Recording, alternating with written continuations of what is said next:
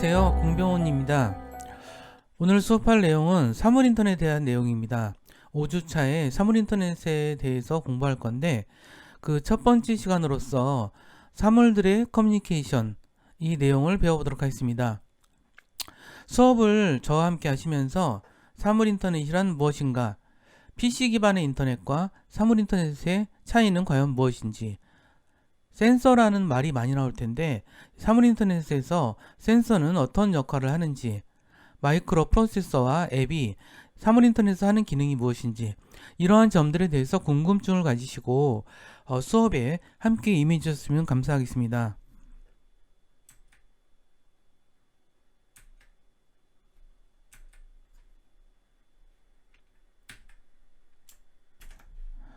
사물인터넷은 각종 사물에 센서와 통신 기능을 내장해서 인터넷을 통해 연결되어 데이터를 주고받는 기술을 의미합니다. 여기서 각종 사물이라는 말에 주목해 주시기 바랍니다. 컴퓨터들이 일상의 사물에 삽입되어서 인터넷을 통해 정보를 교환하고 모든 데이터들이 서로 커뮤니케이션을 활동을 하는 그런 기술이죠. 여기서 인터넷은 주로 무선 인터넷을 의미한다고 보시면 될 것 같고요. 그리고 컴퓨터라고 하는 것은 우리가 알고 있는 서버 컴퓨터라든가 개인용 컴퓨터, 이것을 좀 넘어서서 컴퓨터로서의 기능을 하는 다양한 장치들을 의미한다고 생각하시면 될 것 같습니다. 그러면 세상의 모든 사물들이 인터넷에 연결된다라는 것의 의미에 대해서 한번 살펴보도록 하겠습니다. 사실 인터넷이라는 기술은 1969년에 개발됐습니다. 그 이후로 인류 사회는 진화를 계속 거듭해 오고 있는데요. 2010년대 이후 인터넷 디바이스의 수는 세계 인구를 훨씬 넘어서고 있다고 이야기되고 있습니다. 하지만 4차 산업혁명의 사물인터넷 기술은 세상의 모든 사물이 인터넷으로 연결되는 새로운 진화의 세계를 열을 것으로 기대하고 있습니다. 구글이 부사장 겸 수석인 빈트 서프는 이런 얘기를 한 적이 있습니다. 인터넷과 스마트폰 이후의 주자는 사물인터넷이 될 것이다. 가정, 직장, 차량 또는 신체 위에 사용되는 기존 전자제품이 인터넷에 연결된다. 평범한 다른 기기와 소통을 가능케 하는 사물인터넷은 사람들이 원격 모니터링과 원격 통제를 바라보는 시각을 바꿔놓을 것이다. 이 말이 좀 어렵긴 한데요. 요약해서 말하자면 사물인터넷이라는 게 각종 사물에 센서와 통신 기능을 내장해서 인터넷을 통해서 연결되어서 데이터를 주고받는다는 뜻을 가지고 있습니다. 여기에서 컴퓨터라고 하는 것은 일상의 사물에 삽입되면서 인터넷을 통해서 정보를 교환하고 사물들이 서로 커뮤니케이션을 하는 그런 활동을 뜻한다라고 생각하시면 될 것 같습니다. 세상의 모든 사물들이 인터넷으로 연결된다라고 하는 이야기 자체에서 인터넷이 진화를 계속 거듭하고 있구나 라고 하는 점을 생각할 수 있을 것 같습니다. 만약 사물인터넷이 구현됐을 때 예상할 수 있는 기능들 몇 가지를 살펴보도록 하겠습니다. 예를 들어서 우리가 내 스마트폰을 가지고 다니면 우리의 위치는 항상 파악이 되죠. 그것은 위치 확인 시스템이라는 것이 스마트폰에 있기 때문입니다. 이런 위치 확인 시스템 기능은 사실 뿐만 아니라 굉장히 많은 기기에 그런 게 들어가 있겠죠. 예를 들어서 스마트워치라든가 스마트 글래스라든가 그러한 스마트 디바이스 기기에는 대부분 위치 확인 시스템들이 들어가 있습니다. 또한 건강관리 시스템도 있겠죠. 우리가 몸에 웨어러블 디바이스처럼 몸에 착용함으로써 몸에서 발생되는 다양한 데이터들을 수집하여서 우리의 건강 상태 이런 것들을 확인할 수가 있겠죠. 또 다른 예로서 약 먹을 시간을 알려주는 약통은 어떨까요? 이거는 아직까지 우리가 일상에서 볼 수 있는 제품은 아니죠. 하지만 약 먹을 시간을 우리는 자주 잊어버리는 경향성이 있습니다. 하지만 약 먹을 때 그 약통의 뚜껑이라고 하는 것이 그런 역할을 하고 있다면 우리가 그런 역할을 할 수 있겠죠. 그리고 뭐 예를 들어서 우리가 우산 같은 경우 우산 자주 잊어버리죠. 비가 오면 가지고 나갔다가 비가 좀 그쳤다고 해서 우산을 까맣게 잊어버리고 뭐 그런 일 너무 많이 겪죠. 지갑 일정 정도 우리 지갑은 우리 몸으로부터 일정 정도 떨어졌을 때 어떤 그 신호음을 알린다거나 뭐 이러한 것들이 다시 사물 인터넷의 기능을 통해서 구현될 수 있는 기능이죠. 자, 근데 이런 기능들이 됨에도 불구하고 왜 그런 것들을 볼 수가 없죠? 그것은 어떤 면에서는 이런 사물 인터넷 기술이 우리가 일상적인 우리 사회에서 비즈니스 모델로서 성공할 수 있느냐가 굉장히 중요한 것 같아요. 예를 들어서 약을 먹을 시간을 알려주는 약통이 실제로 부가가치가 충분히 발생하는 사업 모델이 된다면 우리는 볼 수 있었을 것입니다. 따라서 우리가 사물 인터넷 기술을 볼 때도 이 사물 기술 인터넷 되는데 왜 안 되지? 왜 볼 수가 없지? 이런 것은 그것이 비즈니스 모델로서 성립할 수 있느냐 없느냐 이런 것들이 되게 중요한 요소가 아닌가 싶어요. 이런 상상을 해볼 수도 있을 것 같아요. 교통사고로 출근길이 되게 막히고 있어요. 나는 자고 있고요. 근데 뉴스가 떴습니다. 그런 뉴스가 떴죠. 그럼 스마트폰이 이 소식을 접하고 알람을 평상시보다 한 30분 정도 일찍 울렸어요. 그러면 깨우면서 커피포트에 물을 끓여주고 집안의 전등을 일찍 켜주고 식사를 마친 스마트폰 주인이 집을 나가면서 문을 잠그자마자 집안의 모든 전자기기가 스스로 꺼져고 가스가 안전하게 차단되고 뭐 이런 것들은 사실 지금 스마트홈이라는 기술로 상당히 구체적으로 실현되고 있어요. 예를 들어서 빔이라는 스마트 칫솔이 있어요. 이것은 칫솔질 횟수, 시간 등을 기록해서 스마트폰으로 볼 수 있게 해줍니다. 그래서 칫솔질을 잊기 쉬운 사람들 아니면 대충 하려는 사람들을 이렇게 할 수가 있겠죠. 뭐 이런 칫솔이 실제로 나와 있어요. 이런 것들이 가능하다는 것은 이 사물 인터넷 환경하에서는 사물들이 센서를 부착해서 실제로 예를 들어서 칫솔과 스마트폰이 대화를 하는 거죠. 칫솔도 사물이고 스마트폰도 사물이에요. 이 사물과 사물끼리 우리가 일일이 신경 쓰지 않아도 자신들이 설정된 대로 데이터를 주고받아서 사람이 볼 수 있는 그러한 어떤 비주얼하거나 아니면 이해할 수 있는 뭐 목소리 형태, 다양한 형태로 인간한테 전달을 해주는 것이죠. 근데 지금까지 우리가 인터넷이라고 하는 것과 사물 인터넷이 다른 것은 그것이에요. 과거의 인터넷은 우리가 직접 개입을 해서 사용하는 기술이었다면 이 사물 인터넷은 사물과 사물이 스스로 데이터를 주고받으면서 필요한 부분에서 사람한테 알리기도 하고 또는 알리지도 않는 경우도 있겠죠. 필요에 따라서. 이것은 블루투스라든가 근거리 통신, 센서 데이터 네트워크가 이들의 그 자율적인 소통을 돕는 기술로서 등장해 있는 것입니다. 그러면 사물 인터넷에 대해서 보다 잘 이해하기 위해서 우리가 사물 인터넷의 기술을 작동시키는 핵심 주체에 대해서 몇 가지 살펴보도록 하겠습니다. 이런 면에서 첫 번째 존재는 바로 사물이 아닐까 싶어요. 자, 사물이라는 말은 이 세상에 존재하는 모든 물건이 될 수가 있겠죠. 하지만 사물 인터넷에서 우리가 관심을 기울이고 있는 사물은 자동차, 항공기, 텔레비전, 냉장고, 경보 시스템, 뭐 자전거 이러한 비교적 큰 물질도 있고요. 안경, 핏핏 같은 밴드, 칫솔, 스마트워치가 그 다음에 반지, 스마트 반지 이런 작은 물건도 사물이 될 수가 있을 것입니다. 무생물뿐만 아니라 동물도 사물이 될 수가 있을까요? 있을 것 같아요. 강아지, 고양이, 소. 요즘 강아지나 고양이 사람들이 참 많이 좋아하죠. 자, 강아지에게 이런 사물 인터넷 기술을 적용시켰다면 어떤 걸 할 수 있을까요?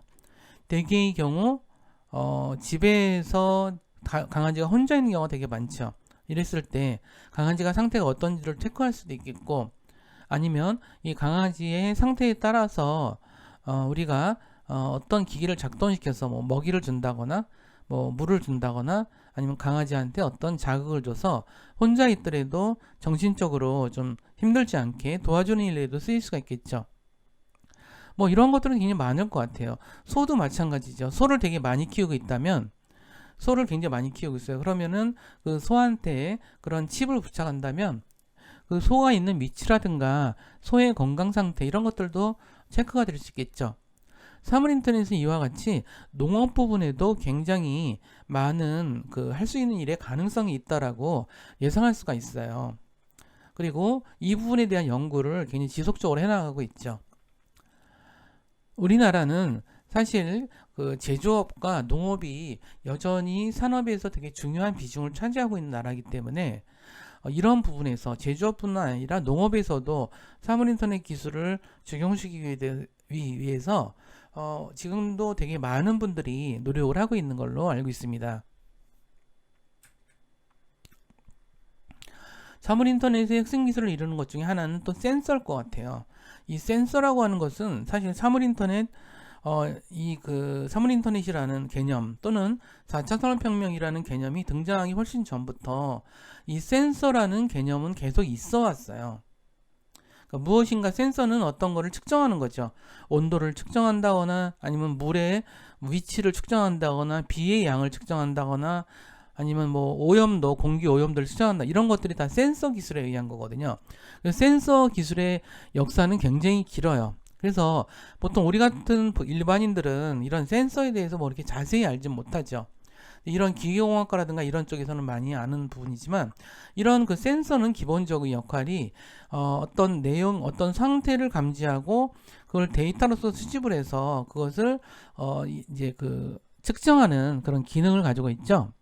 근데 사물인터넷과 4차 산업혁명 기술이 되면서 이러한 그 센서의 역할이 매우 중요해지기 시작을 했어요. 그래서 어느 정도는 센서를 통해서 감지된 정보들은 인간의 뇌에 해당되는 정보 처리 파트에 전달이 되면서 그것에 따라서 작동을 하게 되는 거죠. 예를 들어서 우리가 스마트폰을 이렇게 보통은 세로로 보는데 가로로 이렇게 볼 때 있죠. 그러면 가로로 보는 거를 얘는 이 안에 있는 센서가 이걸 감지라는 거예요. 이놈이라면 안 되죠. 이놈이 스마트폰을 가로로 보고 있구나. 가로로 화면을 보여줘야겠네. 이런 식으로 스마트폰에는 이런 장치들이 다 있는 거거든요. 자, 그 다음에 카메라와 마이크로 센서도 일종의 그 사물인터넷 기술의 그 센서 기능을 하는 역할이라고 볼 수가 있어요. 예를 들어서 우리가 감시 카메라, 그 CCTV 같은 게 있다고 보세요. 요즘은 어떤 기술이 있냐면 어떤 사람이 담장을 넘어가려고 하는 행동을 하고 있다. 그러면 이 그 CCTV 카메라가 그걸 인지라는 거예요. 근데 보통의 경우 담을 넘을 일은 없죠. 그러면 이렇게 학습을 시키는 거겠죠. 담장을 넘는 사람은 위험한 사람이다. 따라서 누군가 담장을 넘는 행동을 하면 곧바로 알려라. 이렇게 프로그램이 돼 있다면 그 CCTV가 그런 거를 캐치했을 때 그런 것들에 대해서 막바로 관련자가 파악할 수 있는 거겠죠. 이러한 기술은 사실 지금 CCTV가 굉장히 많죠. 뭐 거리마다 많고 주택가마다 많고. 근데 가끔 그런 생각 안 해보셨어요? 저 CCTV를 보고 사람들이 누군가 모니터링을 하는 건가? 사실 사람이 그 수많은 CCTV를 관리한다는 건 불가능에 가까워요. 하지만 지금은 인공지능 기술이라든가 그런 기술들이 발달하다 보니까 그런 것을 꼭 사람이 감지를 할 필요는 없죠. 그런 것을 어떤 소프트웨어라든가 인공지능 기술에 의해서 관리하기 시작을 하면 그 CCTV가 아무리 많더라도 그걸 다 판단할 수가 있고요. 그래서 이상이 있는 것 중심으로 소수의 사람이 배치가 되더라도 굉장히 많은 것을 할 수가 있을 거예요. 이런 것들이 센서의 역할이라고 생각하시면 될 것 같습니다. 그래서 이 사물들은 서로 멀리 떨어져 있어도 인터넷이 연결되어 있기 때문에 센서를 통해 수집한 데이터를 주고받는 기능들을 가지고 있는 거죠. 그래서 사물 인터넷의 탄생을 어떤 사람들은 센서 혁명이라고까지 불러요. RFID라는 게 있어요. 극소형 칩에 상품 정보를 내장해서 안테나를 달아서 무선으로 데이터를 송신하는 장치예요. 근데 이 RFID는 우리가 이제 와인을 사더라도 RFID가 붙은 경우도 있어요. 자, 이런 것들이 그 장치라고 볼 수가 있을 것 같아요. 이런 근거리 무선 통신 비콘이라는 장치도 있는데 이것은 블루투스 기술 기반으로 70m 이내에서 근거리 무선 통신하는 장치예요. 뭐 이런 식으로 우리가 센서들이 계속 새로 개발된 것도 있고 기존의 센서들이 다시금 가치를 인정받아서 다시 재활용되는 경우도 있다 이렇게 생각하시면 될 것 같아요. 자, 그 다음에 이런 그 센서가 있다면 그 센서를 처리하는 장치가 또 있겠죠. 우리는 이제 그걸 마이크로 프로세서라고 부르는데 원래 마이크로소프트 프로세서라고 하는 것은 좀 이렇게 제가 이렇게 이 파워포인트에서 보여주는 이런 장치와 같은 건데 종류도 많고 모양도 많고 크기도 굉장히 다양해요. 그래서 그냥 제가 사례로서만 제가 가져온 거일 뿐인데 컴퓨터 분야에서는 무언가를 처리하고 가능한 그러니까 기능하는 가공 뭐 이렇게 데이터를 가공하고 그 기능을 가진 하드웨어와 소프트웨어를 통합해서 프로세서라고 마이크로 프로세서로 불러요. CPU는 하드웨어 프로세서의 대표적인 것이라면 컴퓨터 시스템 전체를 하나의 프로세서라고 부를 수도 있겠죠. 마이크로 프로세서는 컴퓨터의 산술 연산기, 레지스터, 프로그램 카운터, 명령 디코더, 제어 회로 등 연산 장치와 제어 장치를 한 개의 작은 실리콘 칩에 모아놓은 처리 장치를 이야기한다고 할 수가 있고요. 그런 의미에서 CPU를 마이크로 프로세서 중 하나라고 볼 수도 있겠죠. 현재 마이크로 프로세서는 마이크로 컴퓨터라고 하는 그 군사용 무기 개발과 일반 가정에 사용 가전제품 등 굉장히 다양하게 사용되고 있어요. 우리가 밥통만 보더라도 밥통이 요즘에는 기능이 굉장히 많아졌잖아요. 뭐 이렇게 스위치를 뭘 꾹꾹 누르면은 뭐가 뭐 닭찜하는 기계도 됐다가 아니면 뭐 죽 끓이는 기계도 됐다가 되게 다양하죠. 이런 것은 그 안에 마이크로칩이 내장돼 있어서 그런 기계를 그런 그 사람의 조작에 따라서 밥통이 그 기능을 작동하는 거라고 보시면 되겠죠. 그런데 지금 이제 사물 인터넷에서는 그런 것들이 이제 개별 가전제품에서만 작동하는 게 아니라 이런 것들이 서로 연결될 수가 있다는 뜻이에요. 그래서 예를 들어서 뭐 우리나라에는 아직 그런 단계까지 못 왔는데 이제 그 미국의 아마존의 알렉사라고 하는 그러한 인공지능 음성 비서가 있죠. 그러니까 물론 스피커를 통해서 통제를 하는데 그 스피커 알렉사를 불러서 스피커를 통해서 하는데 그 알렉사 장치에 집안의 가전제품을 연결해 버리면 알렉사한테 얘기를 해서 뭐 이제 알렉사 뭐 전기 밥통 보온 좀 시작해줘 이렇게 얘기하면 얘가 스스로 작동해서 알렉사의 마이크로 프로세서에 데이터를 보내서 보온으로 전환하라고 명령을 내리게 되는 거죠. 자, 이러한 것들이 우리가 알게 모르게 이러한 그 마이크로 프로세서라든가 이런 것들은 그냥 많이 쓰이고 있다는 것이죠.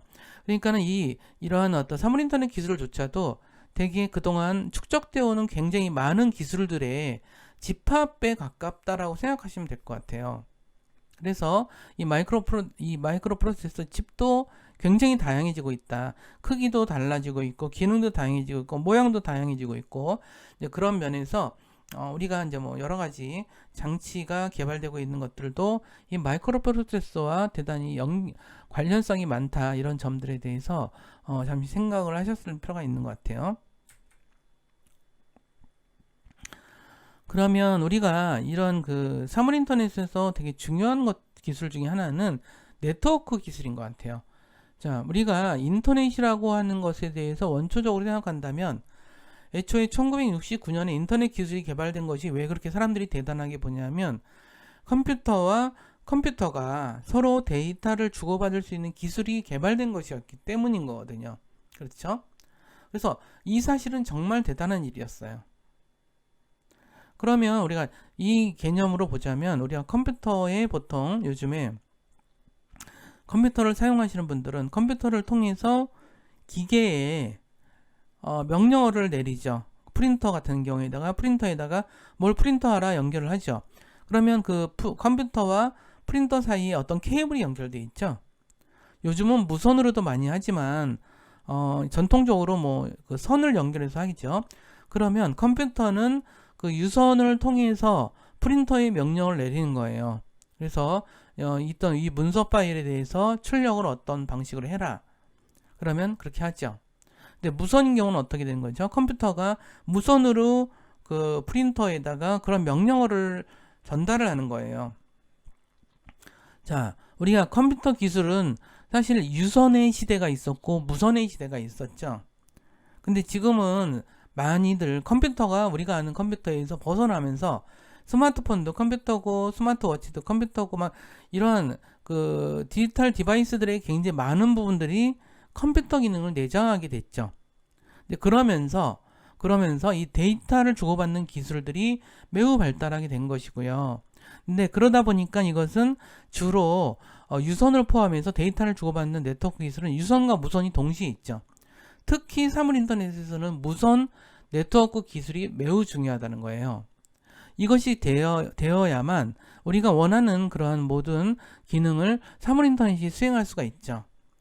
어떤 면에서는 사물 인터넷 기술은 우리 일상에 굉장히 많이 다가와 있지만 어떤 면에서는 이것이 얼마나 우리 일상에 많이 볼 수가 있느냐 이런 생각도 있을 거예요. 하지만 우리가 못 봐서 그렇지 예를 들어서 스마트폰 같은 경우는 사물 인터넷 기술의 거의 집약체라고 볼 수가 있어요. 그래서 모든 우리가 사물 인터넷 기술이 일상화되고 생활화되고 사람들한테 널리 퍼지는데 스마트폰이 가히 뭐 혁명적인 역할을 하게 되죠. 즉, 그 사물 인터넷 기기는 언제나 인터넷에 연결될 필요는 없지만 뭐 박물관의 전시실을 그러니까 블루투스 같은 기술은 박물관의 전시물을 설명하는 기능으로 되게 많이 쓰여요. 예를 들어서 우리가 보통 이제 그러니까 헤드폰 같은 경우를 받아서 박물관에 들어가면 어떤 위치에 가면 그 미술품에 대해서 또는 그 문화재에 대해서 설명이 자동으로 나오죠. 그건 뭐죠? 우리가 이 사람이 이 미술품 앞에 서 있다. 그러니까 이 미술품에 대해 설명하면 된다. 이런 것들이 프로그래밍화 되어 있기 때문에 근데 그런 기술들을 보통 블루투스를 통해서 많이 하거든요. 그래서 블루투스 기술은 주로 70m 이내에서 데이터를 주고받는 뭐 그런 기술들에 많이 쓰이고 있어요. 물론 이 데이터를 주고받는 기술은 되게 뭐 10m도 될 수 있고 보통 블루투스 기술은 10m, 뭐 비콘은 좀 더 70m 이런 식으로 돼 있는데 어쨌든 이런 그 기술들이 단거리죠. 어떻게 보면 단거리죠. 10m 이내. 그래서 블루투스 같은 기술이 우리가 그 보통 이제 요즘에 스마트폰에서 막바로 출력을 인쇄를 해버린다거나 또는 이제 뭐 무선으로 컴퓨터에서 바로 컴퓨터로 보낸다거나 이런 식으로 단거리 10m 아니라고 하면 사실 먼 거리는 아니에요. 그러니까 집이라고 얘기한다면 그래서 예를 들어서 기술적으로는 뭐 이 방 서재에 있는데 거실에 있는 프린터에서 프린터가 대기한다거나 이런 것들이 가능한 거죠. 그럼에도 불구하고 아직까지도 좀 무선 인터넷 기술은 약간 미비한 부분이 있긴 해요. 그 다음에 각각의 그런 디바이스들이 무선으로 이렇게 주고받는 데는 아직은 한계가 있을 뿐인 거죠. 근데 그런 부분들이 있고요.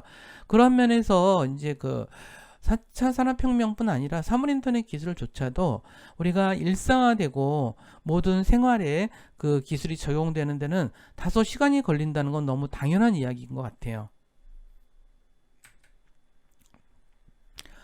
사물 인터넷 핵심 기능 중에 하나는 또 애플리케이션인 것 같아요. 그러니까는 사물 인터넷이 사물과 사물이 데이터를 주고받으면서 커뮤니케이션 하는 거다. 그리고 마이크로칩이 이러한 데이터를 주고받아서 처리하고 가공하는 역할을 한다 라고 한다면 처리하고 가공하거나 또는 무엇인가를 수행하는 거에는 분명히 소프트웨어가 있다라는 뜻이거든요. 그럼 소프트웨어라고 하는 것은 일종의 그러한 것들을 처리하기 위한 그런 명령어 체계라고 보시면 되는데 요즘에는 소프트웨어를 애플리케이션은 용어로 많이 쓰죠. 그러니까 소프트웨어하고 애플리케이션하고 용어는 사실 똑같은 의미로 쓰이는데 애플리케이션이라는 용어 자체가 무선 디바이스들이 본격적으로 등장한 이후에 소프트웨어라는 용어를 많이 안 쓰고 애플리케이션 용어를 많이 쓰더라고요. 그러니까 동일한 개념이라고 생각하셔서 뭐 어렵게 생각하실 필요는 없고요. 그래서 이러한 센서가 다양한 기능을 수행하고 데이터를 수집하고 유용하게 쓰기 위해서는 이것을 그렇게끔 쓰게끔 하는 애플리케이션이 존재를 하는 거죠. 그래서 애플리케이션은 특정 업무를 수행하기 위해서 만들어진 컴퓨터 프로그램을 뜻한다. 이런 개념을 가지시고 사물 인터넷 애플리케이션은 센서를 수집하고 처리하고 분석하는 작업을 가능하게 해주는 핵심적인 역할을 하죠. 그래서 예를 들어서 보일러 온도를 자동 조절한다거나 뭐 집안의 온도가 어느 정도 밑으로 내려갔다면 얘가 온도를 감지해서 스스로 사물 인터넷 기술을 통해서 보일러를 자동으로 작동시키게 하는 것, 뭐 이런 것들이 이제 그 애플리케이션을 통해서 프로그래밍화 되어 있어야 되겠죠. 자, 그럼 마무리 얘기를 좀 하면서 오늘 시간을 마치도록 하겠습니다. 우리가 사물인터넷에서 이야기하는 사물이라는 것, 이것이 사물인터넷의 첫 번째 구성 부분이라고 했죠. 뭐 자동차, 항공기, 텔레비전, 냉장고, 경보시, 자전거, 차, 안경, 이런 모든 것들이 다 사물인터넷이고, 사물인터넷 기술이 적용될 만큼 어떤 부가가치가 있는 것들 먼저 위주가 되겠죠. 그리고 여기서 말하는 사물은 강아지, 고양이, 소 다 마찬가지일 것 같고요. 그런 의미에서는 사람조차도 사물로 포함시킬 수 있다. 뭐 이런 말씀을 드리면서 오늘 수업은 여기서 마치도록 하겠습니다. 감사합니다.